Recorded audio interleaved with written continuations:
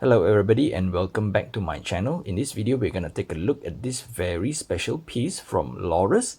It's a full Lumibrite dial watch. To start off, I'm just going to say this. Lorus is a sub-brand of Seiko. There are many sub-brands under the Seiko umbrella and Lorus is one of them. The others include brands like Pulsar, Alba and even Orient.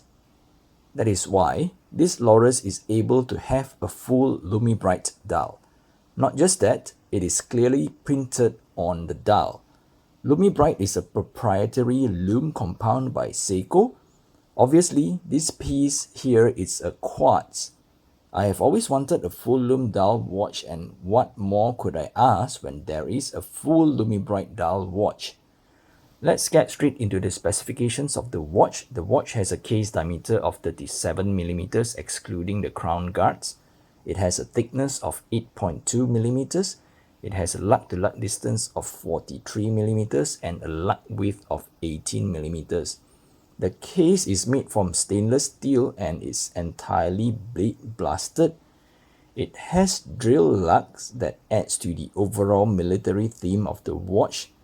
There is not much information on Lorus website about this piece, but I think the crystal is a mineral crystal. It has a push-pull crown and a water resistance of 100 meter. The main star of this piece is the full Lumibrite dial. The entire dial is printed with both standard 12 hours and 24 hours markings, and it has a day and date window. Alright, let's do a lume shot now.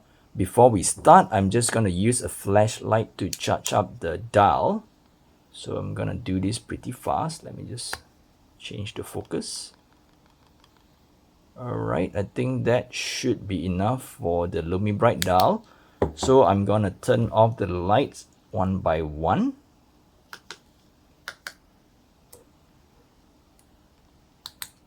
Alright. This is how the Lumibrite dial looks like when all the lights are off. As you can see, the dial is very bright and the hour and minute hands are very clearly visible, including the ticking second hand.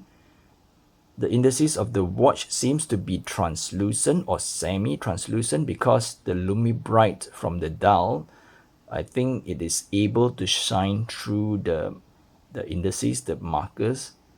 Let's turn back on the light and take a closer look at the marking.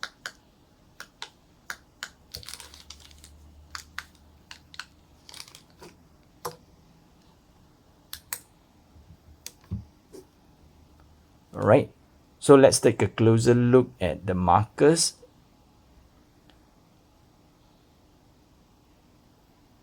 If you can see by now, especially the number 4, all the painted markers, they seem to have some kind of a texture to them.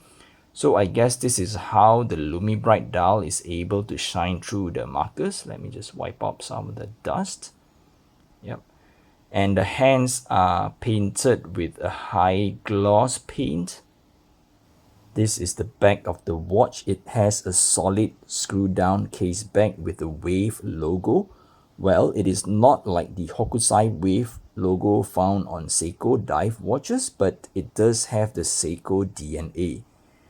As for the strap, this piece here came with a single layer NATO strap. Let me just put it back on. And it does have some, I'm not sure whether it's leather or PU kind of a backing for the holes. But I found the strap to be a little uncomfortable. Somehow the material tends to be a little rough and irritates my wrist. So talking about the wrist, let's do a wrist shot. Alright, this is how the watch looks on my 6-inch wrist. Although from the dimension, this watch seems pretty small and it has a short lug-to-lug, but it does not really wear very comfortable though. I think one of the reasons could be due to the almost flat side profile of the watch. The watch actually sits very flat on my wrist, and even with the small lug-to-lug distance, there seems to be some kind of an overhang, an illusion of an overhang. Alright, I guess that's pretty much about it on this piece. I got this piece from an online shop after stumbling upon it, I think somewhere mid last year. And with the full Lumibrite dial, I just couldn't resist to get this piece.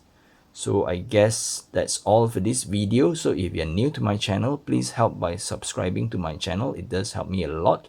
And please don't forget to follow me on my Instagram at gfw_watch for more watch pictures. Till then, I'll catch you guys in the next video. Bye bye.